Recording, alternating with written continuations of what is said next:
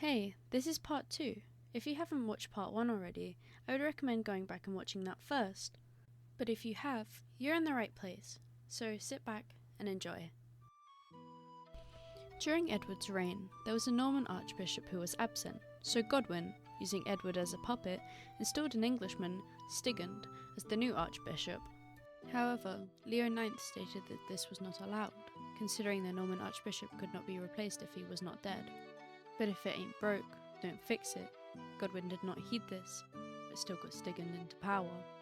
In response, Pope Leo IX excommunicated Harold.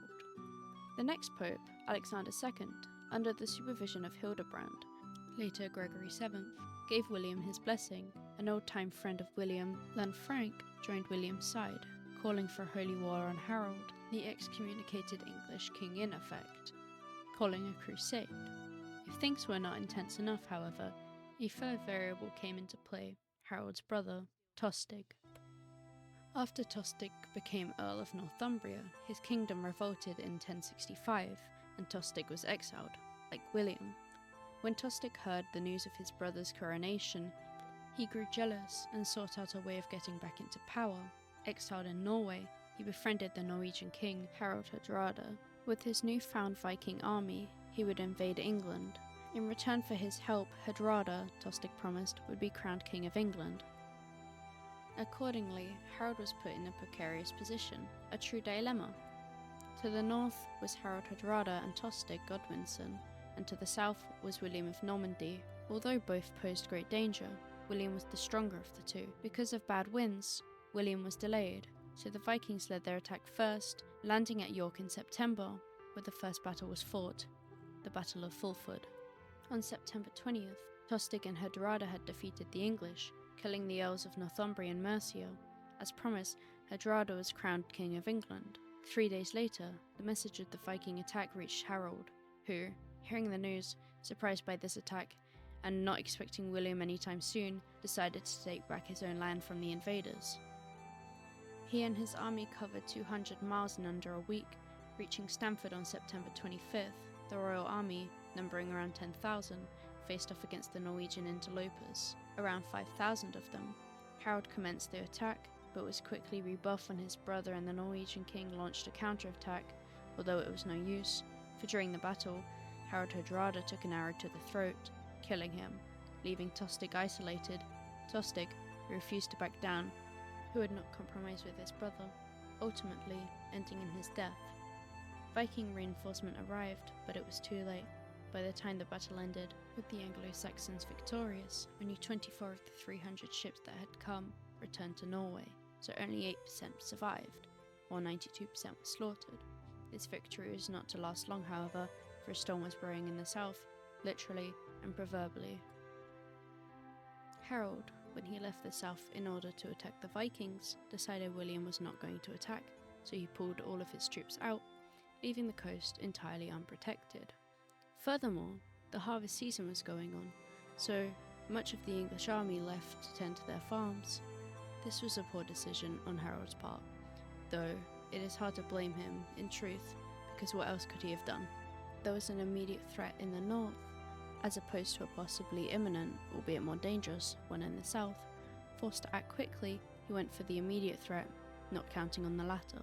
Unfortunately for him, as soon as he left, the weather in Normandy turned good, allowing William and his army to sail to England without obstacles, departing on September 28th, with either 700 or 1,400 ships, and on them 7,000 to 15,000 men and 2,000 horses. William, Duke of Normandy, left his homeland to conquer what he thought was his. He landed in Pevensey Bay, located in East Sussex, almost directly opposite of York, where Hardrada and Tostig landed. Now, Harold had even more reason to be alarmed. His enemy, whom he did not expect to come, had come, and with a sizable, prepared army, in contrast to his worn-out, mostly untrained militia, which was composed, for the most part, of farmers. And his enemy had come at a terrible time, when large parts of his force had left for harvest, and having defeated the Vikings, resulting in a large loss of Anglo-Saxon soldiers. At first, Harold was reluctant to face off against William. Understandably, he did not have the forces to fight him, But William did not come to England for nothing. He wasn't going to sit around and wait for Harold to build up his forces again. So William, fortifying himself near London, had his men construct little castles from which they could get food and other supplies, while they anticipated Harold's next move. When it dawned on William Harold would do no such thing, he decided that he needed to lure the King of England to him. The Duke of Normandy wanted to get it over and done with and become king himself, which is why he intentionally stayed close to the coast, such that, when he won, he could go back to Normandy. Hence, he would not take the battle to Harold. To gain the king's attention, he and his army went round southern England, pillaging villages, setting fire to them, wreaking havoc, and to whomever.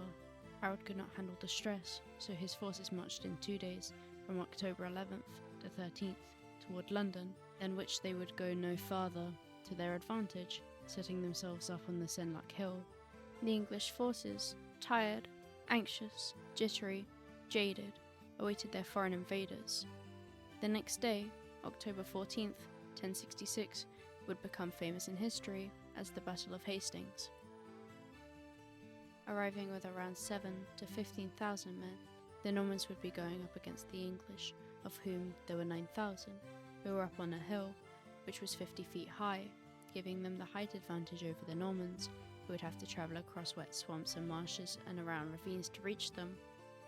Looking at the English army, it was made up of the Royal Army and the Fyrd, who were the local militia, recruited from the nearby countries, similar to the Minutemen of the American Revolutionary War, all of whom had no experience in battle. In contrast to the Fyrd, the Royal Army stuck around the king and was highly trained, equipped with chainmail armour and double-handed axes that were capable of decapitating horses with a single blow. The Fyrd wielded spears and swords, but they were most apt with shields, which would come in handy. Across from them, the Norman army was more diverse and clearly superior. In front were the archers, and behind them the infantry, and behind which were the cavalry, and among them William himself, on his own horse. In addition to his Norman troops, William had on his side the Flemish and the Bretons, another branch of the Celtics. Harold, too, would be there in front of the lines of his own infantry. Both commanders were skilled and excellent fighters, each of whom had fought and won numerous conflicts. This battle is reminiscent of the American Revolution, but in reverse, the highly trained Norman army versus the ragtag, weakened Anglo-Saxon army, and the victor was apparent before the battle even began. At 9 a.m, William started the battle, ordering his archers to fire up the hill, while he and the bulk of the army slowly advanced towards it. Immense showers of arrows rained down from the skies, but they were entirely ineffective. The English infantry were packed together tightly, and their shield wall prevented the arrows from penetrating their defences. Still, William persisted. His men tried to get up the hill with little success, being easily cut at by the high-up English. To change the tide of the battle, William sent several cavalry charges, one after the other, in an attempt to break through the line. Each time, the attack was repulsed. Normally, cavalry charges were extremely effective, yet the shield power of the English was astounding. The English had no cavalry.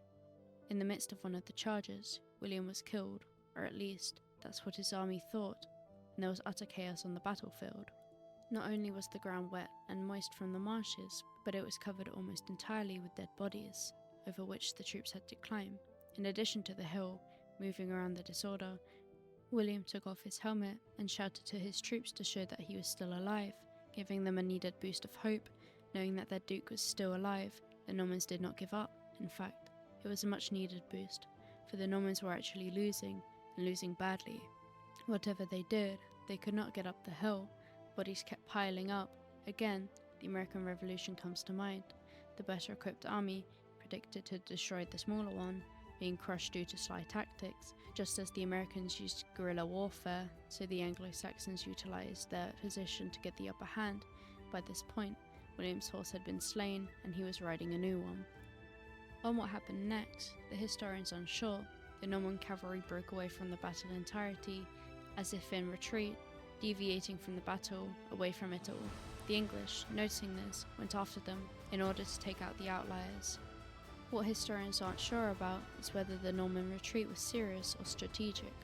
Either way, the Normans suddenly turned around and charged straight back into the pursuing English, completely wiping them out. A hole was then made in the shield wall, and the right flank became vulnerable and exposed, and their formation broke. Perhaps out of early celebration, perhaps because the Normans had tricked them, William took advantage of this opening, having all his men go through it, then slaughtering the Anglo-Saxons in front, from behind, and in the middle, as if they were a fish in a barrel, trapped on all sides. King Harold, fighting heroically in the middle, was surrounded and overwhelmed. He took an arrow to the eye, was blinded, and then was hacked up and dismembered by the cavalrymen. The English, demoralised upon the death of their king, managed to still put up a good fight. During their retreat, he managed to kill one of William's generals. All in all, the Normans suffered 2,000 casualties, the English 4,000. Much of the remaining forces fleeing from the scene, William had 3 of his horses killed. Before William could claim the crown, the Witan, being a bunch of geniuses, tried a last-ditch effort to prevent the Norman from being the king. They elected the 6-year-old Edgar, grandson of Edmund Ironside, a previous English king. As we know from Roman history, it is never a smart idea to put a youth on the throne because you might just get overthrown by foreigners.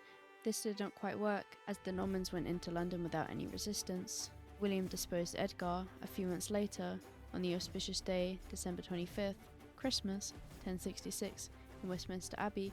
William the Bastard, Duke of Normandy, became William the Conqueror, King of England. The Bex tapestry, a 230-foot by 20-inch embroidery, was made before 1082 and depicts the events leading up to William's coronation, starting from the momentous Battle of Hastings. Right away, William's rule was rejected. Just as the Normans were slow to accept William, so were the English, although they never fully accepted him, even at the end, for he was still in their eyes a foreigner. The 11th century was a time of xenophobia, intolerance, and nationalism, so not too different from today. 2 revolts, occurring within 2 years of each other, one in 1067 and one in 1069, sprung in England, exploiting the fact that William, at this time, was occupied with business in Normandy. He was pulled out of that business, forced to come back and deal with the rebels. With his customary mercilessness, William stomped on both rebellions in person. He eliminated the last of the radicals who opposed him. Thenceforth, the revolt against the Norman rule would be internal, never to be expressed outwardly. The last of the rebels was destroyed in 1071, formally ending all violent rebellions. Securing William's hold by killing his enemies, William managed to cement his power in foreign land. Some of his laws, known as forest laws, because they pertained to local forests, prohibited them as being used for hunting ground, reserved only for the king and his nobility. Prior to the Norman conquest, such laws had never been made. This made the English unhappy, as many tried to resist the new laws.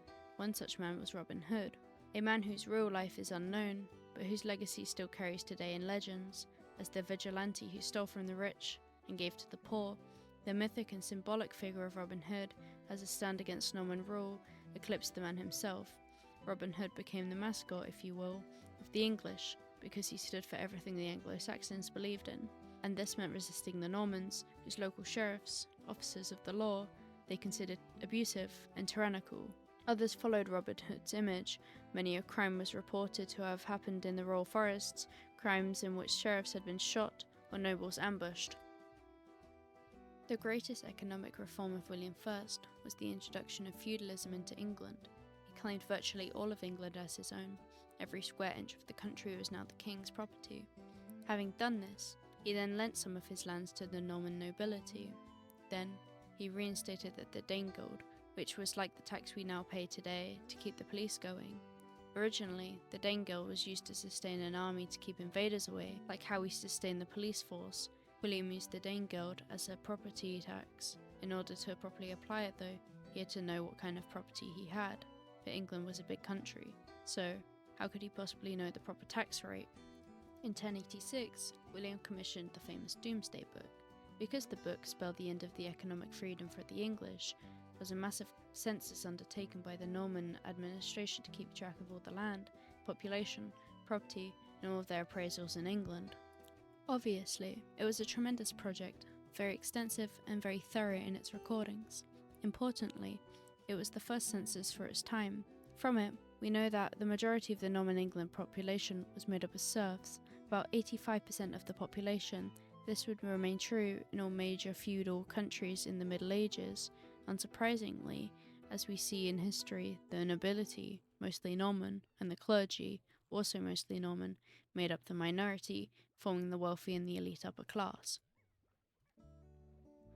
When William implemented feudalism, he made sure to improve the version used in Normandy.